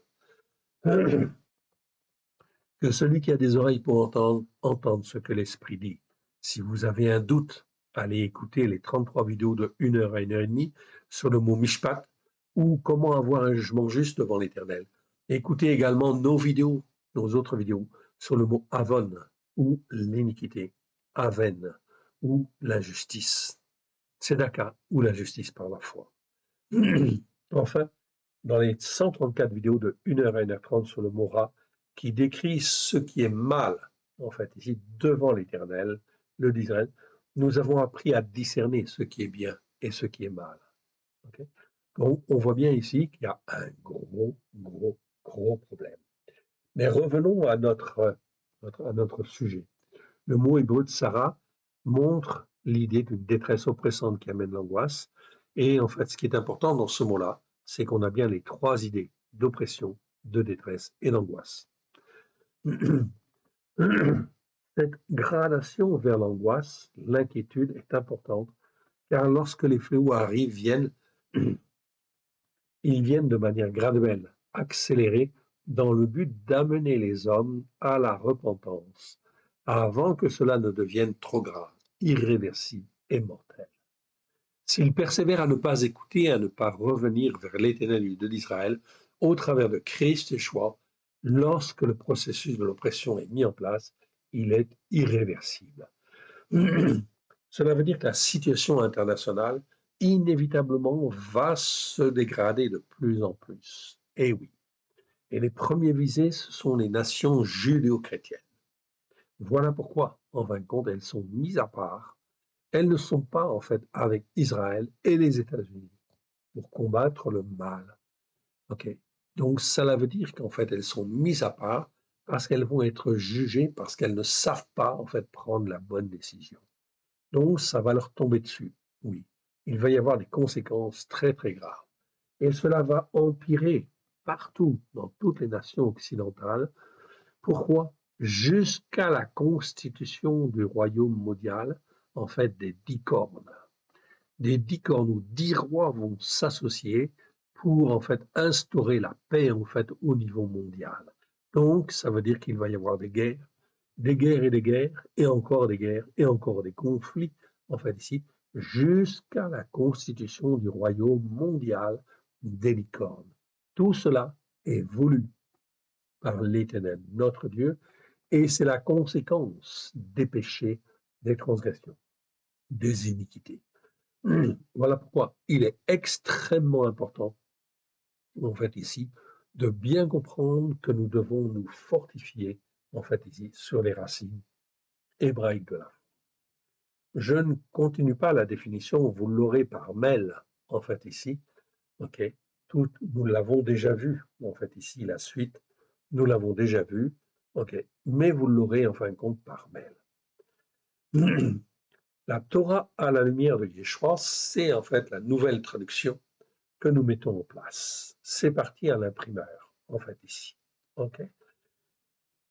Donc, vous allez la voir, ce sera disponible, en fin de compte, officiellement dans la première quinzaine d'avril, en fait, ici. OK. Certainement que la présentation, la première page, la couverture vont certainement changer parce qu'on travaille dessus.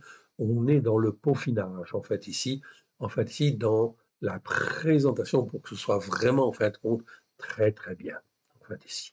Donc, la Torah à la lumière des chats n'aura pas forcément l'aspect que vous avez vu sur, en fin de compte, les images que l'on vous a fournies jusqu'à maintenant, en fait, ici, tout au moins pour la couverture, évidemment. Donc, on travaille dessus pour avoir une meilleure couverture.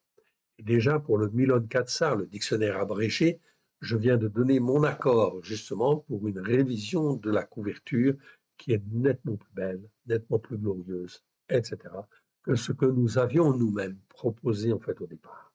Donc, en fait ici, ne vous inquiétez pas, ça arrive en fait ici. Ok, ce sera disponible dans la première quinzaine en fait du mois d'avril. Il n'y aura que 1000 exemplaires en fait ici de la Torah à la lumière de Yeshua et en fait ici 600 exemplaires du dictionnaire seulement en fait ici dans un premier temps en fait ici. On va donc essayer de faire les choses bien en fait ici. Ok. Je reviens donc à mon texte en fait ici pour revenir un peu, ok, dans le texte lui-même du psaume 34. Psaume 34, verset en fait ici, verset 7. Ok, mais je vais reprendre à partir du début. Donc à partir du verset 2. Donc on est dans le psaume 34, vous le voyez. Donc ces textes en fait ici que nous travaillons sur le texte et sur la traduction en fait aussi. Donc on éditera les psaumes ensuite. Ok, c'est pas en fin de compte dans la première en fait édition du mois d'avril, ça viendra un petit peu plus tard. Mais il y a déjà en fait des textes en français, en hébreu et en phonétique. Vous l'aurez aussi en fait en phonétique. Ok. Je bénirai verset 2. Je bénirai l'Éternel en tout temps. Donc c'est David en fait qui parle, hein. On est bien d'accord. Ok. Je bénirai, donc vous voyez que David, il nous montre, il a été en fait à certaines périodes de sa vie dans la détresse oppressante qui amène l'angoisse. Il était même poursuivi par Saül, etc. Il était obligé de se réfugier chez, en fin de compte, en fait ici, les Philistins, en fait ici. Je bénirai l'Éternel en tout temps, sa louange sera toujours dans ma bouche. Que mon âme se glorifie en l'Éternel, que les humbles écoutent et se réjouissent. Donc ici, c'est le mot anav. Anav, anavim, en fait ici, très important. Le mot anav, anavim, ça ne veut pas dire en fait ici malheureux ou misérable, non. Ani, ça veut dire malheureux. Mais anav, anavim, ça veut dire toujours les humbles, ceux qui ont de l'humilité. Que les humbles écoutent, ok, et se réjouissent. Donc, on est en fin de compte dans ces temps prophétiques. Exaltez avec moi l'Éternel, célébrons tous son nom. J'ai cherché l'Éternel et il m'a répondu. Il m'a délivré de toutes mes frayeurs. Quand on tourne vers lui les regards, on est rayonnant de joie et le visage ne se couvre pas de honte. Quand un malheureux crie, là j'ai effectivement en fait ici malheureux, donc c'est bien le mot ani, ani, aniim, en fait ici, je vous le montrerai en hébreu une autre fois. Quand un malheureux crie, en fait ici, l'Éternel entend et fait qu'il soit sauvé. C'est pas sauve en fait ici, le verbe en fait ici, c'est le verbe yasha. Yasha. Et il est conjugué au ifil, et il est conjugué au parfait.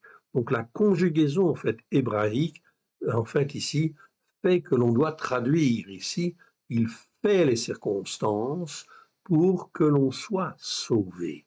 C'est donc très important de bien comprendre ça, en fait ici. Donc, fait, en fait ici, l'Éternel entend, et fait qu'il soit sauvé de toutes ces détresses oppressantes qui amènent l'angoisse. Vous voyez bien, c'est David qui le dit. Donc, on n'a rien à craindre, en fait, ici, quand on est dans l'obéissance et la soumission à l'Éternel, et qu'on cherche, en fin de compte, à écouter et à mettre en pratique comme lui, en fait, ici, le veut. Dans ce cas-là, bien évidemment, en fait, ici, l'Éternel nous délivre de toutes les détresses oppressantes qui amènent l'angoisse. Verset 8 ou 7 dans certaines versions, qu'est-ce que j'ai? Eh bien, il est dit ici, l'ange de l'Éternel campe autour de ceux qui le craignent. Craignent, craindre, c'est bien en fin de compte ici, le verbe yaré, c'est bon. Yaré, c'est yod, resh, et en fait ici. OK. Et effectivement, donc là, en fait, on traduit par yaré, yaré, on traduit yaré par craindre, c'est très bien. OK, campe autour de ceux qui le craignent. Et oui, l'ange de l'Éternel campe autour de ceux qui le craignent, qui craignent l'Éternel Dieu. L'Éternel Dieu est le maître de toutes les circonstances.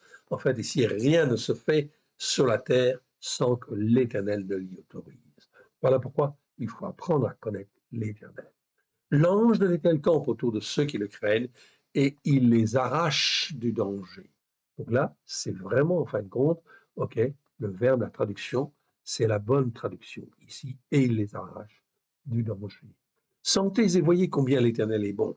Heureux l'homme fait. Donc là, je retrouve, en fait, ici, le Géber. Géber, c'est l'homme façonné, c'est l'homme instruit, en fait, ici. C'est l'homme qui a appris, en fait, à écouter et qui met en pratique, qui a de l'expérience. C'est le Géber, en fait, ici. Okay. Donc, c'est l'homme fait. C'est pas l'homme tout court. Je ne peux pas traduire par l'homme tout court, car en hébreu, nous avons 4 mots, en fin de compte. Adam, okay, Enoch, Ish et Géber, qui sont traduits par homme. Donc, ça veut dire que les versets, en fait, si les traducteurs ne comprenaient pas, en fait, ici, ces hommes-là. Pourquoi, en fin de compte, dans la Bible, on utilise plutôt Géber que Adam, ou que Enoch, ou que Ish. Ici, c'est l'homme fait, l'homme façonné, l'homme instruit, l'homme entraîné, en fait, ici. Okay. Donc, heureux l'homme Géber qui cherche en lui son refuge. Donc, l'homme qui est, en fait, entraîné, qui est formé et qui place son espérance dans le Dieu vivant. Oui, bien sûr. Heureux cet homme, en fait, ici. Craignez l'Éternel, vous, ses saints, car rien ne manque à ceux qui le craignent. Je retrouve le mot yaré, en fait, ici, que je traduis par craindre, oui, bien sûr. Les jeunes lions éprouvent la disette. Donc, ce n'est pas les lionceaux, hein. Là, c'est képhir, en fait, ici, en hébreu. Képhir, ça doit être traduit par les jeunes lions. Donc, un jeune lion, c'est quoi? C'est un tempestif, ça se croit, en fin de compte, très fort, etc. OK, c'est ça, le jeune lion. Le jeune lion, il est un peu formé, mais en fin de compte, il manque d'expérience et en fait, il n'a pas approfondi. Donc, il faut qu'il fasse son expérience, etc. Donc, les jeunes lions éprouvent la disette et la faim, mais ceux qui cherchent l'Éternel ne sont privés d'aucun bien. C'est vraiment, en fin de compte, très, très clair, en fait, ici, quand on retraduit, en fait, ici, les versets avec les bons mots. Venez, mes fils, écoutez-moi, je vous enseignerai la crainte de l'Éternel. Le mot, en fait, ici, yira, est très, très, très, très important. On ne l'a pas étudié dans le détail, c'est un mot qui existe 45 fois dans 45 versets. C'est en fait ici Yod, Resh, et Yod, Ref, et en fait ici, et, ok, avec en fait ici, donc c'est la crainte de l'Éternel. Mais c'est la bonne crainte de l'Éternel.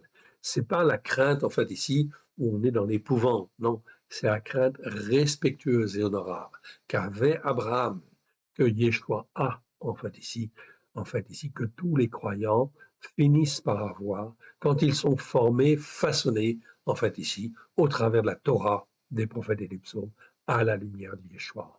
Ils n'ont pas la crainte en fait ici en fait, qu'ont le peuple, la terreur, la frayeur, etc.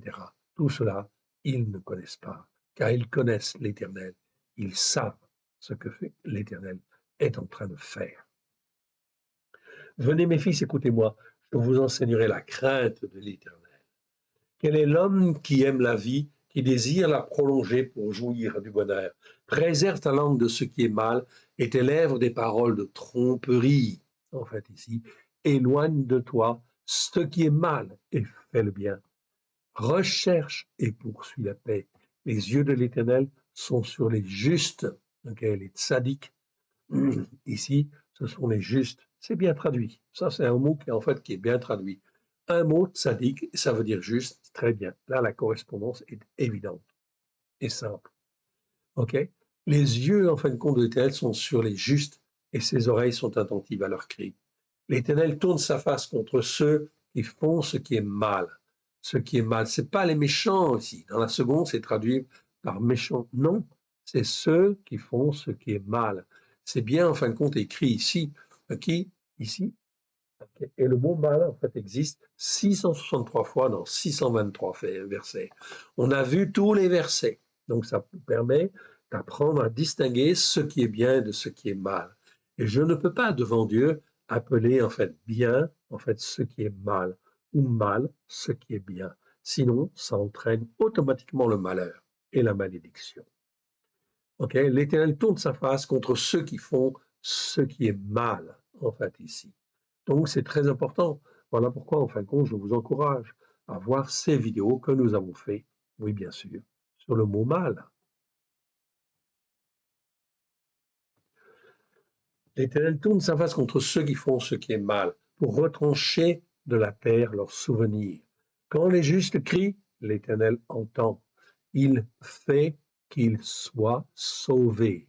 Ici, en fin de compte, c'est le verbe natsal qui est mal traduit, en fait, ici, dans, en fait, ici, la seconde, en fait, ici, dans les autres traductions aussi. Mais natsal, en fait, ici, c'est nun.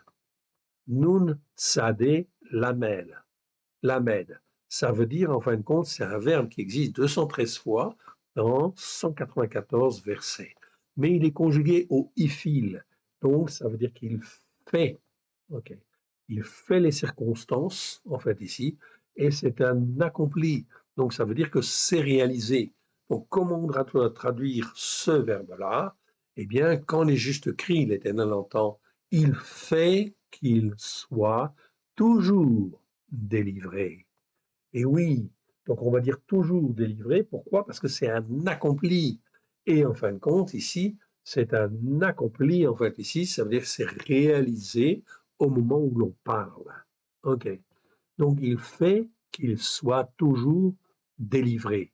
Je ne peux pas dire, en fin de compte, il les délivre. Ce n'est pas un futur, en fin de compte, ici. Non, c'est un accompli, en fait, ici. OK?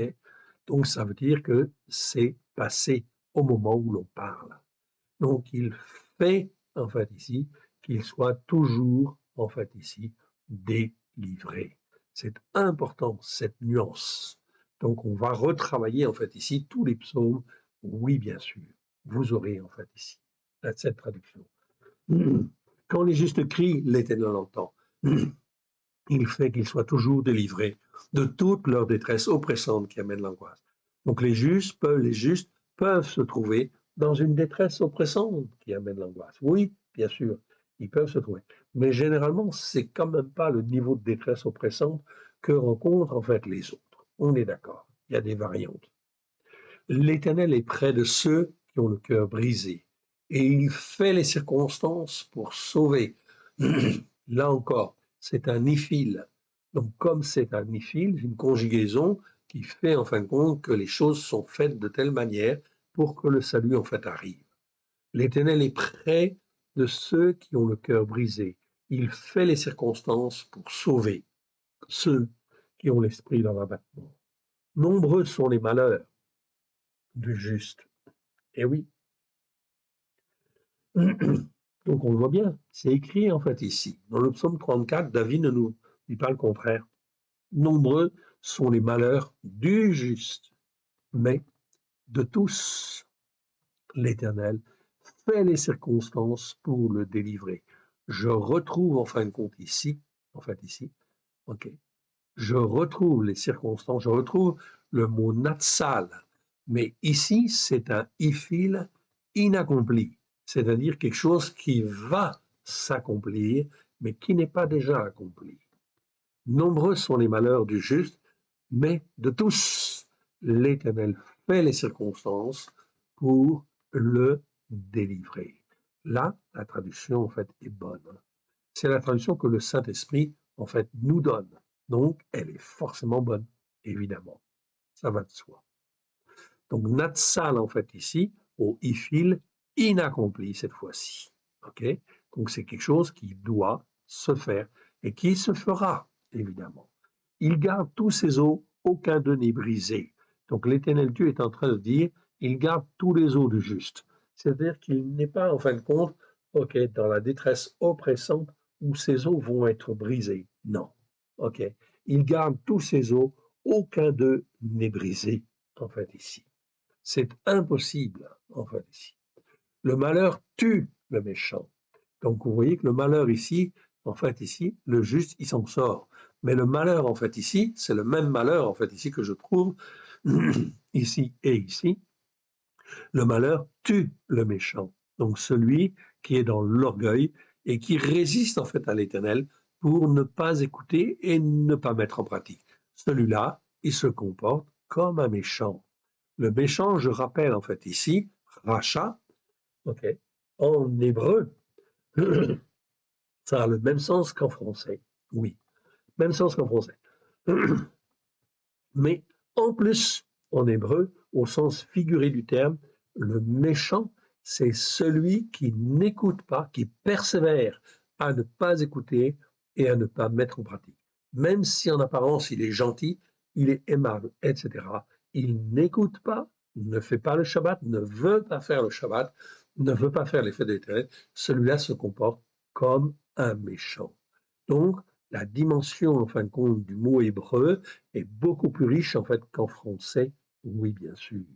Voilà pourquoi on est obligé de préciser que le méchant, en fait, ici, selon la Bible, c'est celui qui persévère à ne pas écouter et à ne pas mettre en pratique.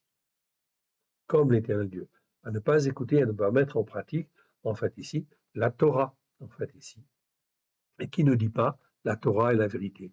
Donc, vous remarquez, en fait, ici, que lorsque l'Éternel Dieu suscite Rachi, en fait, ici, au Moyen-Âge, c'est pour donner une traduction en français, alors que, je le répète, toutes les traductions, en fin de compte, ici, sont en latin, en fait, ici, à l'époque, et qu'il est interdit, en fin de compte, d'avoir une Bible en français. C'est interdit.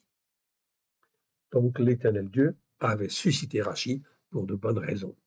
Le malheur tue le méchant et ceux qui haïssent le juste sont condamnés. Condamnés pourquoi? Pour avoir négligé la Torah. Ah, ça c'est un mot très très très important et très très mal traduit. Ok. Le mot Hacham, le verbe Hacham, ok, qui est très très très mal traduit. Hacham, c'est un verbe qui existe 35 fois dans 32 versets. Numéro Strong 0816. Ok? Lévitique 4.13. Qu'est-ce que ça veut dire Hacham? Hacham, c'est traduit par être coupable, la plupart du temps, ou en fait péché, en fait ici, ou en fin de compte, ok, coupable, oui, ou en fait ici, sont châtiés, en fait dans la version seconde. Non. Le sens du mot Hacham, c'est être condamné pour avoir négligé ou enfreint la Torah. C'est donc très précis. Il faut une expression, en fait, ici, pour exprimer, en fait, ici, le verbe hacham.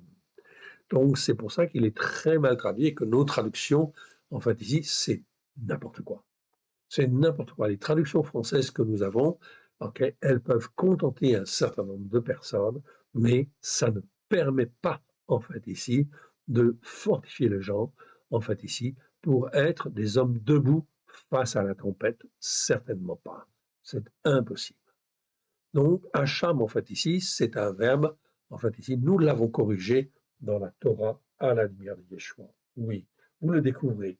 Et il est effectivement dans le Milon Katsar. Vous avez tous les versets, en fait, où il se trouve, évidemment. OK.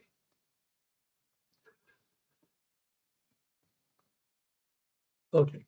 Juste, sont condamnés pour avoir négligé la Torah ou enfreint la Torah. L'Éternel rachète par une rançon. C'est le verbe pada. Je vous en ai parlé déjà. On aura l'occasion de le revoir. Pada, ça veut dire racheter, racheter par une rançon. Okay?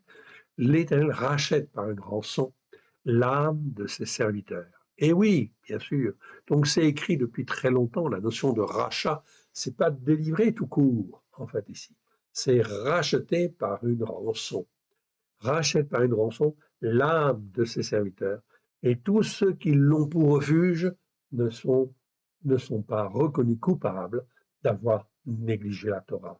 Donc là, on voit bien que tous ceux qui sont rachetés, en fait, ici, de manière évidente, par une rançon, en fait, ici, leur âme est rachetée et, en fin de compte, ils ne sont jamais rendus coupables d'avoir négligé la Torah. Parce qu'ils ne l'ont pas fait, ils ont oublié, ils ont été mal enseignés. Très bien, le Seigneur rachète. C'est donc extrêmement, en fait, important, en fait, ici, de bien comprendre cette dimension, en fait, ici. Donc, nous avons vu, en fin de compte, ici, okay, le psaume 34 Et en fait, ici, on va s'arrêter là et on ira la prochaine fois donc au psaume 37, 37, verset 39, en fait, ici. La victoire des justes vient de l'Éternel. Il est leur protecteur au temps de la détresse oppressante qui amène l'angoisse. Donc, nous n'avons rien à craindre dans les temps qui viennent. En fait, ici, la victoire des justes vient de l'Éternel. Il est leur protecteur au temps de la détresse oppressante qui amène l'angoisse. Alléluia. Donc, on a pris un petit peu de temps, en fait, aujourd'hui, pour faire un petit peu d'histoire, en fait, ici, parce que c'est extrêmement important de bien comprendre la situation de la France sur le plan prophétique aujourd'hui face aux autres nations, oui, bien sûr, et sa responsabilité dans le conflit, en fait, international qui a lieu en ce moment. Donc, nous avons mis l'accent, en fait, sur Trump, nous avons mis l'accent, en fait, ici, sur Macron, nous avons mis l'accent sur la France et les Français, nous avons mis l'accent sur Israël et Netanyahou, en fait, ici, qui mènent le bon combat. Pour le moment, ils mènent le bon combat devant l'Éternel. Voilà pourquoi les nations, en fait, ici, doivent se rendre compte que l'Éternel veut rétablir Israël. C'est selon les prophéties, oui, bien sûr. Rétablir Israël, en fait, ici, sur son territoire, oui, bien sûr. Voilà pourquoi, de deux choses l'une, on est avec l'Éternel ou on est contre l'Éternel. Remettons et remercions, remettons ces quelques instants à l'Éternel et remercions-le. Père très saint, nous te rendons grâce dans le précieux nom de Jésus pour ta parole que tu nous as donnée aujourd'hui. Qu'elle soit l'occasion de te glorifier, toi le seul vrai Dieu et celui que tu as envoyé. Que ce qui n'est pas de toi dans tout ce que nous avons entendu, en fait ici, que ce qui n'est pas de toi s'en aille dans les lieux arides. Que ce qui est de toi soit moins de grâce et de vérité au travers de Christ et choix, ton Fils bien-aimé. Et que cela puisse nous aider, nous former, nous façonner, nous faire grandir, afin que nous puissions te servir, toi le seul vrai Dieu, et celui que tu as envoyé, là où tu le veux et comme tu le veux, à la gloire de ton Saint-Nom. Merci, Père. Merci, Yeshua. Merci, Esprit Saint. Amen. Que l'Éternel Dieu vous bénisse. Que l'Éternel Dieu vous garde. Shalom à tous.